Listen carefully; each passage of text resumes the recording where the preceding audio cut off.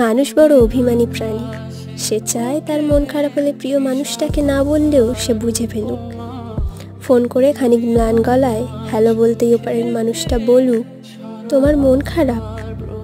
তার এলোমেলো চুল, খানিকটা লাল চোখ দেখে বলুক, তোমার ঘুম হয়নি রাতে, দুঃস্বপ্ন দেখেছ, টেনশন করছো কিছু নিয়ে। সে চায় মানুষটা বুঝুক কখন শক্ত করে বুকের সাথে চেপে ধরতে হয়, চোখের সামনে আলতো করে হাত ছুঁয়ে বন্ধ করে দিতে হয় চোখের পাতা। সে চায় মানুষটা বুঝুক কখন হাতের মুঠোয় হাত রাখতে হয়, ফিসফিসিয়ে বলতে হয়, আমি তো আছি, তবে মন খারাপ কেন। সে চায় মাঝরাত্রিরে সে টের পাক পাশের মানুষটা তার মাথার নিচে সরে যাওয়া বালিশটাকে ঠিক করে দিচ্ছে। শেষ রাতে যখন খানিক হিম নামে তখন জড়িয়ে দিচ্ছে ওম চাদরে।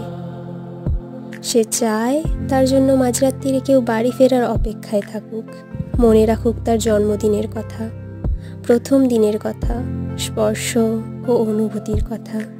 সে চায় তাকে ছুঁয়ে দেখতে গিয়ে কেউ মিথ্যে মিথ্যে অজুহাত বানাক, কেউ কপাল ছুঁয়ে বলুক, দেখি দেখি তোমার জ্বর নয় তো।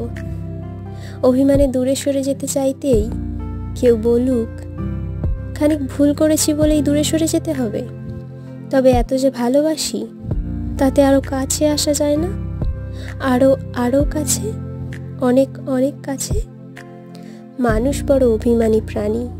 তারা দুজনেই কেবল ভাবে এইসব ওই মানুষটা করুক, ওই অন্য মানুষটা, কিন্তু শেষমেশ করা হয় না কারোই। তাই কাছে আসার রঙিন দিনেরা ক্রমাগত দূরে যাওয়ার ধূসর বিবর্ণ গল্প হয়। মানুষ বড্ড অভিমানী প্রাণী। অভিমানে সে ক্রমশই দূরে চলে যায়, বুকে পুষে রাখে এক সমুদ্র আক্ষেপ।